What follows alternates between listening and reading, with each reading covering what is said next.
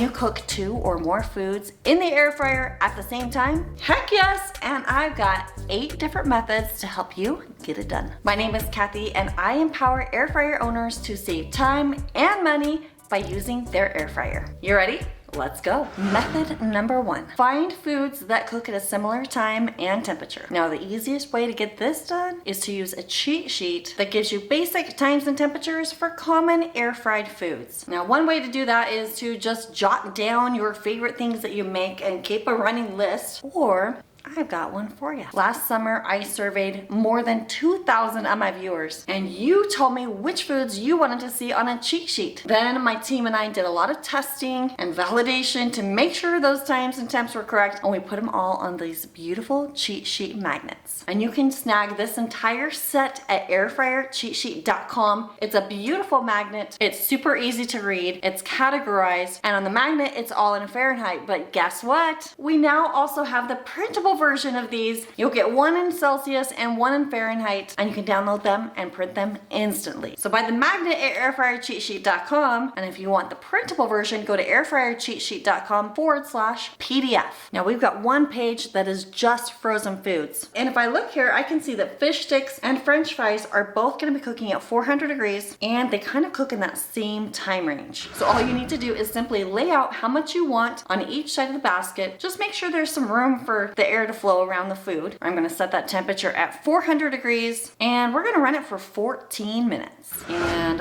voila, check it out. Those are done perfectly. Method number 2, I call it staggered cooking. Basically, you're gonna look for foods that cook at similar temperatures but different time ranges. Let's say, for example, you're wanting to make like egg bake and some toast for breakfast one morning. We can see in this section that the egg bake is gonna cook at 350, as does toast, but the eggs are gonna need a lot longer. So it's super simple. Just make your egg bake. Today I'm going to use some 8-ounce ramekins. Be sure to grease that ramekin. Mix up some egg yolks. Throw in any mix-ins that you want. And then you're going to go ahead and pop that right in the air fryer. Set the temperature for 350 degrees. And then depending on how runny or hard you like your egg baked, it's going to be anywhere from 10 to 15 minutes. I'm going to go ahead and set it at 10 minutes and let that bake. And then when it's done to that point, I'm going to go ahead and throw my toast right here in the air fryer. I like to mist mine with some avocado oil, but you could also butter it right away if you want to, or just butter it after it toasts. I'm gonna set this for about 4 more minutes, and boom, there it all is, cooked in one air fryer, ready for you to enjoy. That toast is good. So what about dinner? In this example, I'm going to be cooking some potatoes, onions, peppers, and sausage. If I come to the cheat sheet, I can see that the potatoes and the onions and peppers all cook at about the same temperature, but they have slightly different times. And you'll notice that we list a range of the cook time, and there's a few reasons for that. Number 1, all air fryers are slightly different. If you're using an air fryer that's lower wattage, you're going to be on the higher end of that range. If your air fryer just tends to cook really hot, you'll be on the lower end of that range. Another factor is your food. If it's cut super small, you'll need less time. If it's big and thick and chunky, you're gonna need more time. And then of course, personal preference. Some people like their veggies a little more crisp, some people like them more tender. So that's why we give you the range here in the cook time. And watch this recipe to see it in action. First, you're gonna dice up some potatoes, just make sure they're even sized. And we're gonna pop those in the air fryer first and run it at 380 degrees for 5 minutes. While those are cooking, I'm gonna dice up my peppers and my onion and slice up my sausage into little chunks. Now the potatoes are done, I'm gonna go ahead and throw in the onions and the peppers and the sausage and let it run for about 10 more minutes. Booyah, there it all is. The potatoes are perfect, the veggies are perfect, the sausage is nice and hot, just the way I like it. Method number 3 is to find the middle ground. Sometimes you're gonna wanna cook 2 things, and in this example, you'll see the frozen French fries are set to cook at about 400 degrees, but a frozen hamburger patty is set for 370 degrees. So in this method, I'm just gonna find the median temp between those two. I'm essentially just averaging the cook temperature, and then I'm gonna average out that cook time. The rule of thumb is if you decrease the temperature, you'll need a little bit more cook time, and if you increase the temperature, you're gonna wanna decrease the cook time. Make sense? Clear as mud? Yeah, this is how you do it with hamburgers and fries. So I'm just gonna plop my hamburger patty down right here. I'm gonna throw some French fries on the other half, and then I'm gonna adjust that temperature to 380 degrees, and then I'm gonna go with that lower time on the hamburger patty. I'm gonna gonna do 15 minutes, which will also work for the French fries. So 15 minutes at 380 for the fries and the hamburger. And boom, there we go. And then you've got perfect hamburger and fries. Method number 4 is to resize your food. Essentially, as you're prepping your food, make sure you cut it into similar sizes. That's gonna help it cook evenly and allow you to cook it at about the same rate at the same temperature. So now I'm gonna show you a few different dinner ideas where I use this strategy. In this example, I'm cooking some more hearty or firm vegetables. Obviously, potatoes need some more time. I do not love cooking fresh broccoli in the air fryer, but you'll see me doing it here. It helps that I'm cooking it with the potatoes and especially a marinade. It'll just soften up that broccoli a little bit more. I'm gonna cook those up for a few minutes first, and then I'm gonna place some chicken strips right on top of the potatoes and the broccoli and let it finish on cooking. Another method, if you're gonna be cooking some vegetables alongside chicken, I would pound the chicken down or butterfly it. That way it'll cook faster because it's gonna be a thinner chicken. Again, here on our cheat sheet, we've got a range of anywhere between 10 to 18 minutes. If it's thicker, big chicken breast, you're definitely gonna be closer to that 18-minute side. And if it's thinner chicken breast, you're gonna be closer to that 10-minute side on the range. There are a few exceptions, and in this example, you'll see I'm doing some veggies with some steak. Steak cooks quickly, and I don't like it to overcook because then it gets really tough and chewy. So if I'm gonna do veggies with steak, I'm gonna cut like my veggies pretty thin, and then I'm going to cut my steak in a little bit larger chunks so they don't overcook. And yes, that recipe is amazing. I'm going to link to all of the recipes that I'm talking about. They're going to be down in the video description box below for you. If you've been watching my channel long enough, you'll see that I use this resize method all the time. In fact, one of the very first all-in-one meals that I made in my air fryer is on page 85. It's in my cookbook, which you can snag at yummyairfryerrecipes.com. It's magnificent, and you're gonna watch how to do it right now.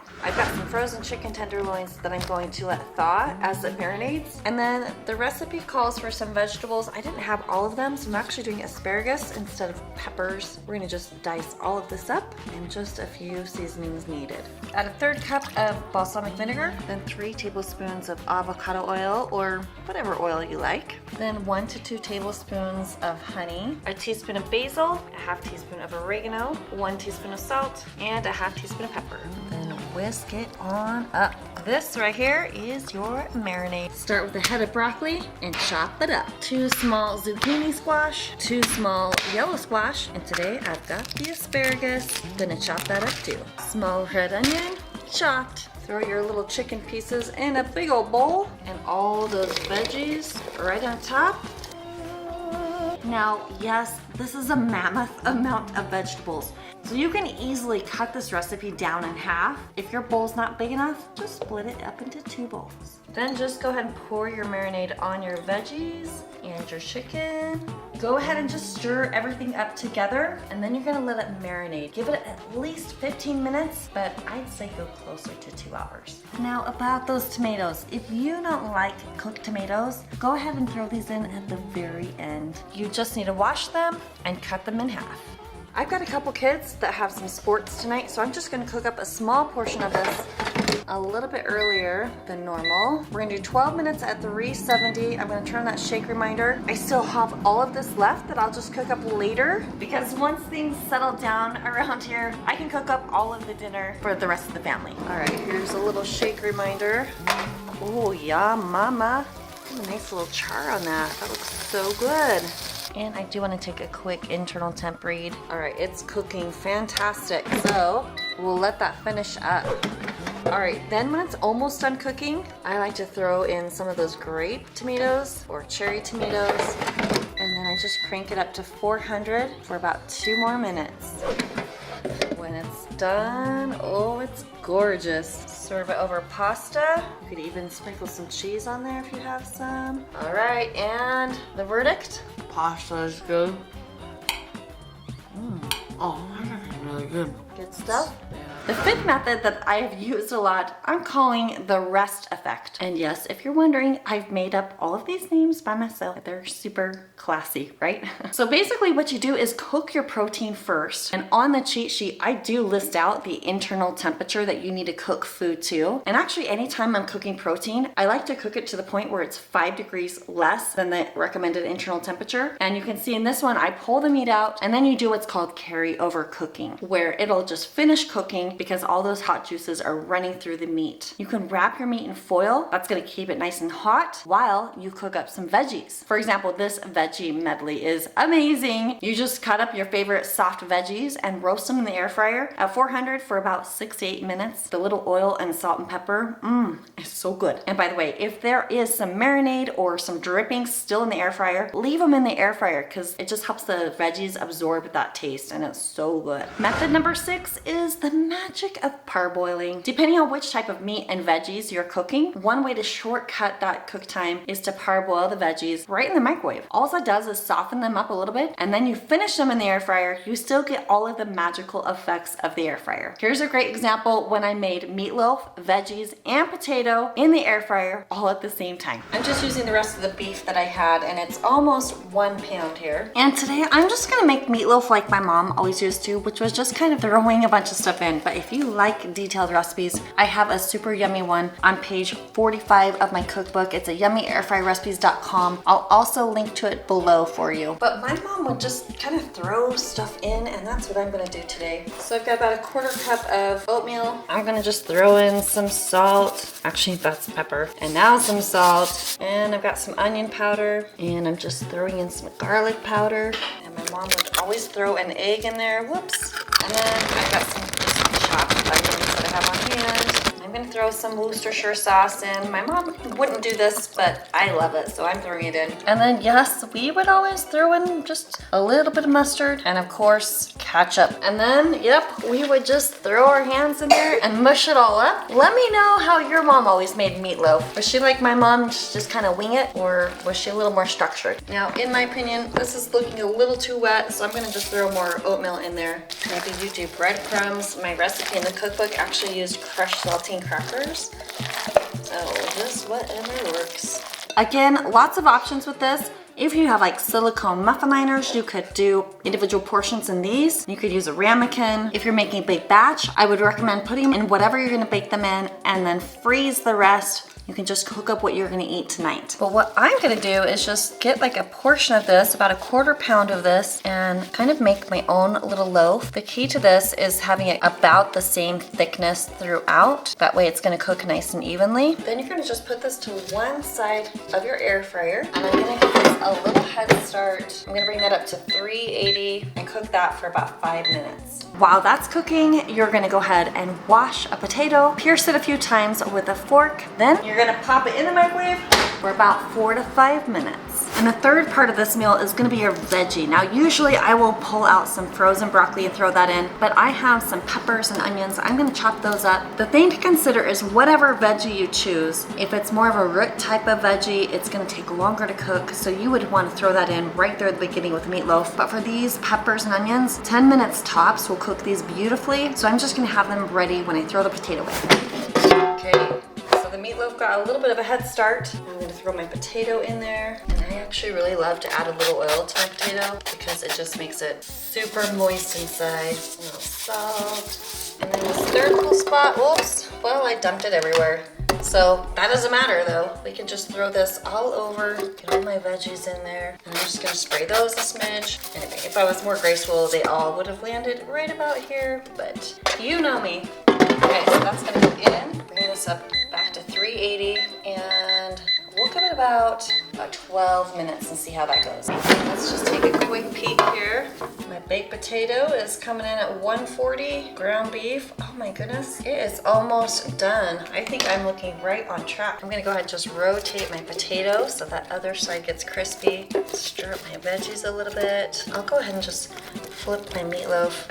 Now, usually I'll make like a little ketchup, brown sugar, nutmeg glaze, and then I'll just put it here on the top at the very end. But I'm gonna skip that for today. And since I'm so close to being done, I think we can get this done in about 2 more minutes. And I'm gonna crank that up to 400 just so I can crisp up the other side of the potato faster.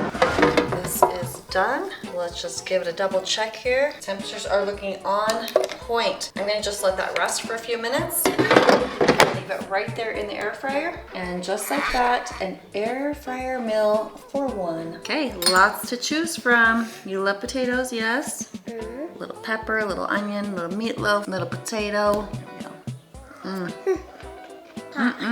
For me, 5 all the way. I give it a 5. You love it? Method number 7 is using multiple air fryers. Now I know not everybody has more than one air fryer like I do, and that sounds like I'm bragging, but I'm not. I have a lot of air fryers just because of this YouTube channel. It's a pretty self-explanatory thing. My one tip is to make sure you don't plug too many air fryers into the same outlet because you might blow a fuse. I have done that in the past. Method number 8 is to use a 2-basket air fryer. The beauty of doing this is that this is an air fryer that does a lot of the thinking for you. Now I really was impressed with the idea of the VersaZone. This is the brand made by Instant because it has a divider that you can remove, and if you want to, you can use this large basket. Now I thoroughly reviewed this air fryer plus the other 3 of my favorites. I will link to that video down the video description box. So basically you can make any of the recipes that I've been showing you and cook them right here in this double basket air fryer. But I wanted to test something. What would happen if I did cookie dough on one side with bacon on the other? Are my cookies going to taste like bacon? That is the question. Or will my bacon taste like cookies? What this should answer for me is if these foods that you cook at the same time, do they need to have similar taste profiles, or does it really even matter? So I do need to preheat this air fryer, and right now I have it on the all-in-one mode, and now it's in 2-basket mode. On the left, I will be doing cookies, which they do have a bake option, but I'm still gonna drop that temperature down to 320. The bake option really just is a preset. It doesn't do anything special, and the time is going to be 7 to 8 minutes. I think I'll just go with 8. And then in basket number 2, that bacon is going to cook at 380, also for 8 minutes. So I've got these 2 set. I'm gonna push start, and it is now preheating both of the baskets. Now, interesting, this one's telling me to add the food. So I'm gonna pull that out. And I'm gonna add my cookie dough. Let's see what happens to that little guy. Okay, the other side's still preheating. All right, this one's saying add the food, even though my cookies are there. Throw some bacon down. And now, let's see what happens.